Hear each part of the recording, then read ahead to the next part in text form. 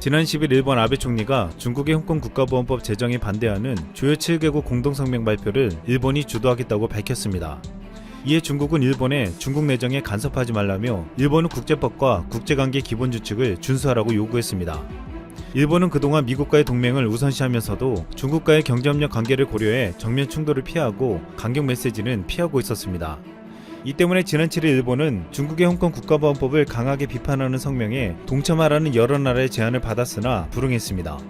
일본 정부는 미국, 영국, 호주, 캐나다가 홍콩보안법 도입을 비판하며 지난달 28일 공동성명을 발표하기 전에 참여 의사를 물밑에서 타진받았으나 동참을 거부했다고 관계 당국자가 밝힌 바 있습니다. 결국 영국과 캐나다가 주도한 공동성명에는 일본이 참여하지 않은 채 4개국 명의로 발표되었습니다. 그런데 일본이 갑자기 태도를 바꾼 것입니다. 중국의 강한 반발이 예상되는데도 일본은 홍콩 국가보안법에 반대하는 성명에 기수가 되겠다고 했습니다. 왜 일본이 이제 와서 홍콩보안법 공동성명에 참여하는 것을 넘어서 자신들이 주도하겠다고 한 것인지 궁금해지고 있습니다. 일각에서는 트럼프 대통령이 G7에 한국, 호주, 러시아, 인도 등 회원들을 초대하겠다고 하자 이를 의식했기 때문이라는 분석도 있었습니다. 하지만 여기서 최근 일본의 움직임을 보며 더 설득력 있는 분석이 제기되고 있습니다. 아베가 지지율을 높이기 위해 혐한에서 혐중으로 전략을 바꾸고 있다는 것입니다. 최근 아베의 지지율은 20%대로 추락하며 정권이 붕괴할 수 있는 위험 수위에 다다르고 있다고 보도되고 있습니다. 그동안 아베 정권이 자신의 지지율을 지키기 위해서 적극적으로 사용해왔던 것이 혐한이었습니다.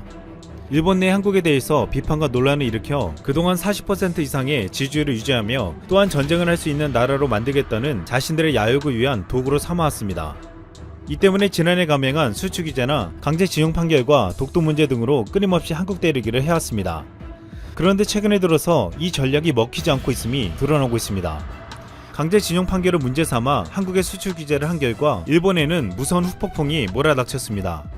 한국에서 일본에 대한 여론 악화로 인해 일본 불매운동과 일본 여행 보이콧이 일어나기 시작한 것입니다. 또한 반도체 소재가 수출 규제되자 한국에서 국산화와 수입 다변화에 나섰고 오히려 일본이 피해를 입었습니다. 한국은 여기에 더 나아가 지소미아를 종료하겠다고 나오며 미국까지 나서서 일본에 대한 압박을 하고 나섰습니다. 한국을 상대로 충돌하는 것은 지지율을 높이기에는 좋았지만 만만치 않은 상대였습니다.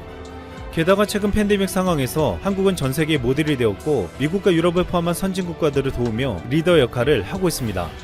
아베 정권은 연이은 스캔들과 이번 감염병에 대한 부실 대처로 여론이 악화되었음에도 한국에 대해 더욱 갈등을 높였으나 지지율은 완전히 추락했습니다. 이 때문에 아베 정권은 더 이상 한국을 상대로 싸워서는 자신들의 정권을 유지할 수 없다고 판단할 수밖에 없는 상황이 된 것입니다. 한국이 최근 강제징용 판결에 따른 일본 기업 매각 조치에 들어간다고 하자 일본은 두 자릿수 보복을 준비한다고 반격했습니다. 하지만 전문가들은 일본이 더 이상 한국에 보복할 수 있는 방법이 없을 것이라면서 그 중에서 가장 강력하다고 본 수출 규제도 힘을 쓰지 못했다고 했습니다. 그런데 한국에 두 자릿수 보복을 하겠다는 일본 아베 정권이 지난 10일 새로운 보도를 냈습니다. 일본인 납치 문제 해결을 위해 문재인 대통령과 협력하고 싶다는 말이었습니다. 그러면서 문 대통령이 직접 김정은에게 납치 문제에 대한 자신의 생각을 전달해주고 있다고도 말했습니다. 아베는 최초 정치에 입문할 때 일본인 납북 문제를 해결하는 것에 정치 생명을 걸겠다고 할 만큼 강한 의지를 가지고 있었습니다. 이것이 아베가 정치를 하는 가장 큰 이유이기도 했습니다. 아베는 집권 이후에도 이를 실현하고자 노력했지만 그동안 아무런 성과가 없었습니다. 또한 일본인 납치 사건을 상징하는 인물로 알려진 요코다 메구미의 아버지가 지난 5일 지병으로 숨졌습니다.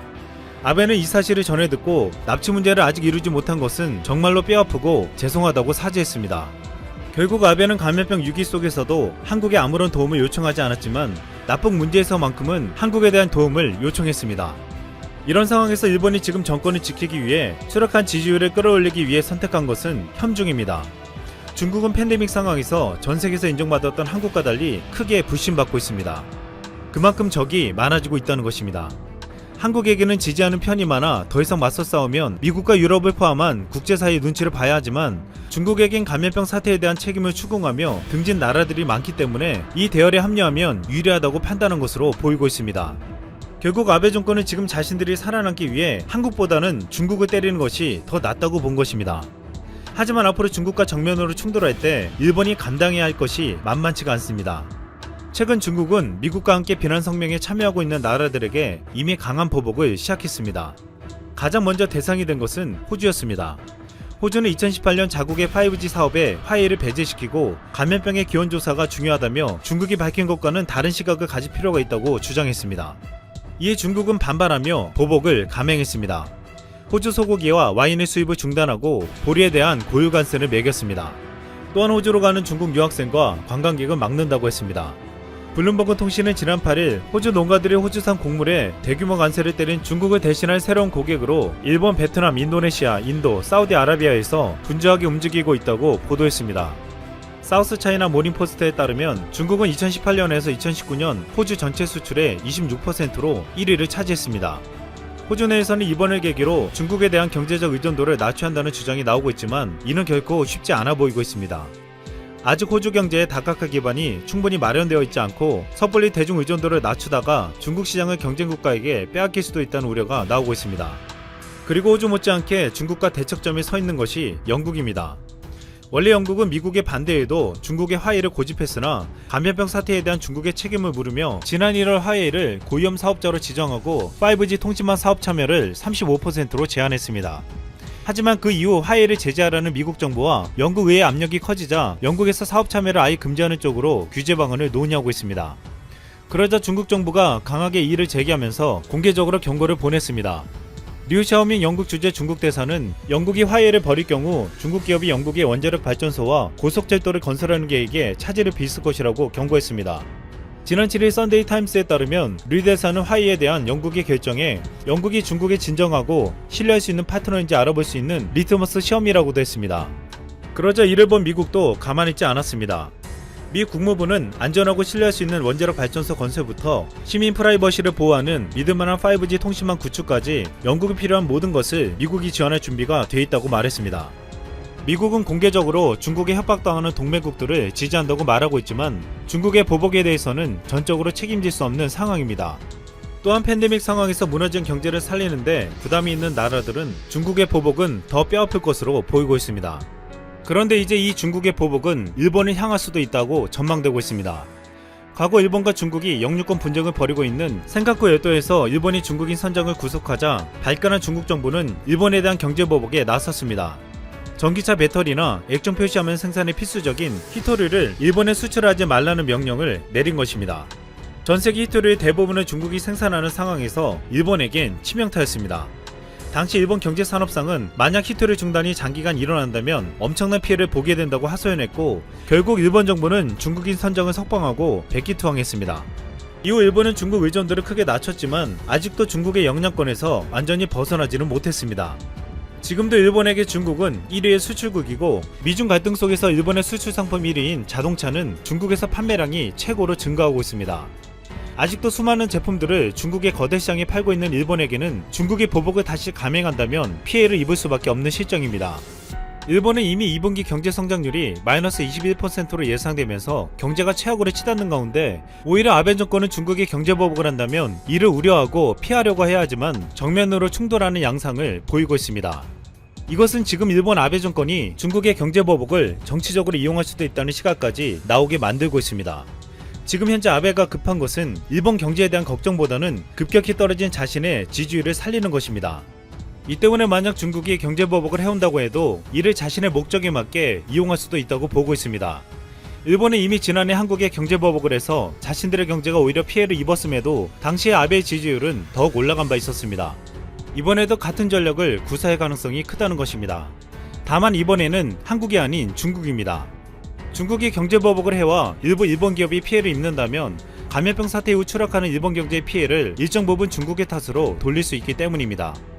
또한 중요한 것은 현중 정서를 키워서 다시금 자신들의 지지율을 끌어올릴 수도 있는 기회가 될 수도 있습니다. 최근 미국의 한 보고서가 일본 우익들을 자극하고 있습니다. 센카쿠 열도를 둘러싸고 중국과 일본의 신경전이 벌어지고 있는 가운데 미국의 전략예산평가센터에서 센카쿠에서 중국과 일본이 충돌하면 중국이 어렵지 않게 일본을 제압한다고 했기 때문입니다. 또한 중국 해군이 전력 증강을 통해 일본의 해상 자위대보다 우위에 있다고 했습니다. 이미 중국에서는 센카쿠를 점령할 시나리오까지 수립하고 있는데 미군이 개입하지 않게 일본을 빠르게 압도하고 점령하는 구체적인 계획을 만들었다고 했습니다. 이러한 보고서의 내용은 일본 우익들의 입에서 중국에 대한 견제를 강화한다는 주장이 나오게 만들었습니다. 최근에도 자주 중국의 군함이 센카쿠 지역을 지나가면서 일본은 이에 대한 대중 군사력을 강화시키겠다고 벼르고 있었습니다. 이에 일본은 협중 정서를 이용해 군사력을 더욱 강화시키고 더 나아가 전쟁을 할 수 있는 나라로 만드는 평화법 개정의 동력으로 삼겠다는 것입니다.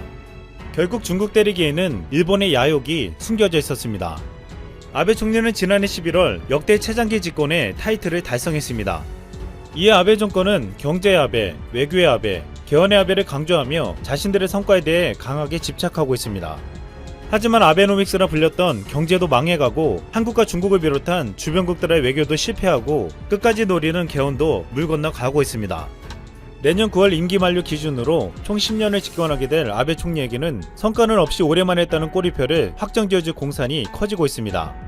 이 때문에 한국 때리기에 이어 중국 때리기에 나섰다고 보아지는데 잘못하면 아베는 두 나라에게 얻어맞고 쫓겨나는 상황에 직면할 수도 있다고 전망되고 있습니다.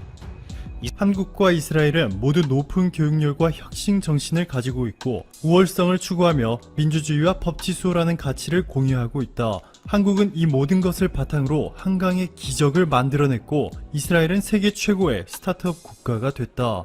이스라엘의 레우벤 리블린 대통령의 발언입니다. 이스라엘은 인구 888만 명에 면적은 한국의 5분의 1, 레바논, 시리아, 요르단, 이집트, 팔레스타인과 국경을 마주해 아직도 전쟁이 진행형인 국가이지만 현재 이스라엘이 전 세계에 미치는 영향력은 상상을 초월하고 있습니다. 연일 국제 질서를 무시하는 충격적인 발표를 쉴 새 없이 쏟아내고 있는 도널드 트럼프, 미국 대통령조차 예루살렘 선언을 통해 파격적인 친이스라엘 정책을 발표하며 이스라엘을 감싸고 있는데요. 이처럼 세계 최강국들을 상대로도 이스라엘이 슈퍼캅처럼 행동할 수 있는 이유는 여러 가지가 있는데 그 중에서 핵심은 두 가지입니다. 첫 번째, 막강한 군사력. 국가 R&D 예산 중 약 30%를 군사 분야에 사용하고 있는데 이는 독일의 15배, 미국의 2배에 육박하는 수준입니다. 고도의 기술력을 통해 세계 최초로 국경 경계 임무에 무인 전력을 투입하였고 세계 드론 시장의 60%를 이스라엘이 장악하고 있는 만큼 무인기 시장에서 독보적인 파워를 행사하고 있습니다.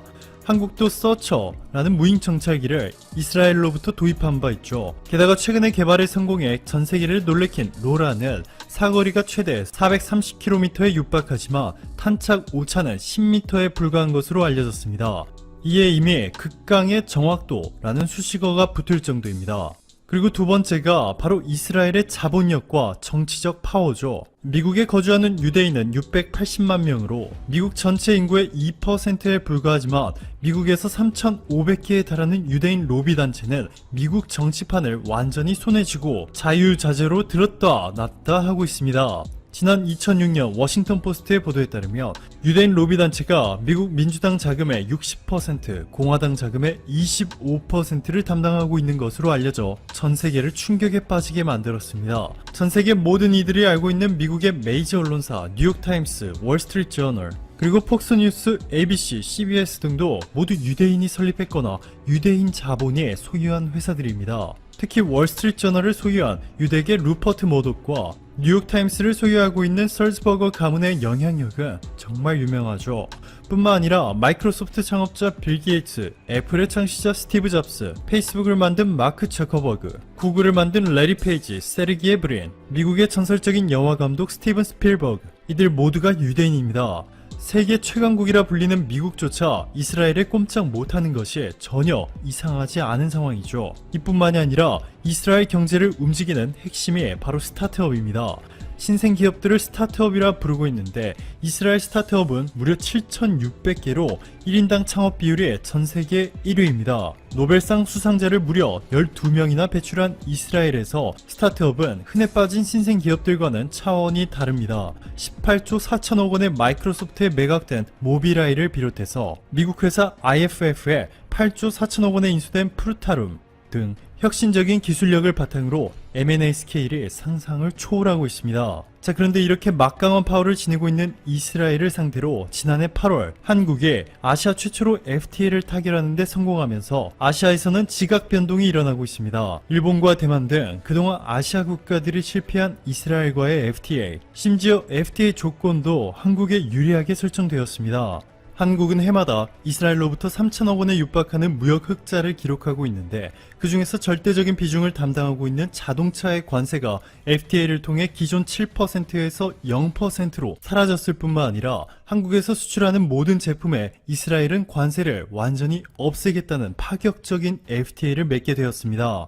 이 실질적인 FTA가 이제 조만간 시작될 예정인데요. 이스라엘은 한국에서 수입하는 100%를 한국은 이스라엘에서 수입하는 99.9%에 대해 관세를 철폐하기로 한 것인데 이 FTA는 단순히 한국의 무역 수지가 늘어나는 효과만 불러일으키는 것이 아니라 일본에 대한 의존도를 획기적으로 낮출 수 있게 됩니다. 산업통상자원부는 이스라엘의 와이즈만 연구소는 세계 5대 기초과학 연구소로 반도체 원천 기술에 뛰어난 기술력을 보유하고 있고 사업화 경험도 많다.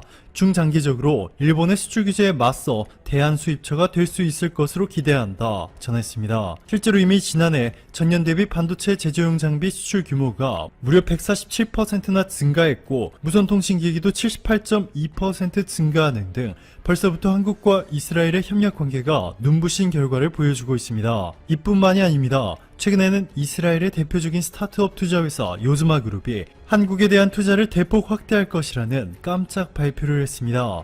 이스라엘이 스타트업 강국으로 성장하며 막강한 경제력을 보유한 이유 중 하나가 바로 요즈마 그룹의 투자 덕분이라 볼 수도 있는데 이 요즈마 그룹의 선택을 받은 것이 바로 최근 한국입니다. 요즈마 그룹 아시아 총괄 대표는 코로나19 속에서 한국의 K-방역에 빛을 발휘했고 전 세계가 한국의 바이오 산업에 주목하고 있다. 한국의 기술 기업이 세계 무대에서 기량을 뽐낼 수 있는 100조로 성장할 수 있도록 돕는 것이 요즈마 그룹의 사명이다 전했습니다. 여기에 JP모건, 페이스북, 소프트뱅크와 협력해 사업을 진행 중인 것으로 유명한 이스라엘의 율로기안 재단은 한국의 스마트시티 사업에 적극적인 관심을 보이고 있죠. 1950년 한국전쟁 당시 대한민국의 의료부대를 파병해준 이스라엘이 70년이 지난 지금 2020년 아시아 국가 중에서 한국과 가장 강력한 경제협력 관계를 구축해 나가고 있습니다.